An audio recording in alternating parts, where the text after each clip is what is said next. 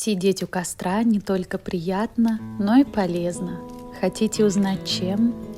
Сидение у костра поможет вам понизить давление. К такому выводу пришли ученые из Университета Алабамы. Смотреть на огонь – это практика осознанности. Пламя захватывает внимание, гипнотизируя танцем языков пламени под звуки потрескивающих поленьев.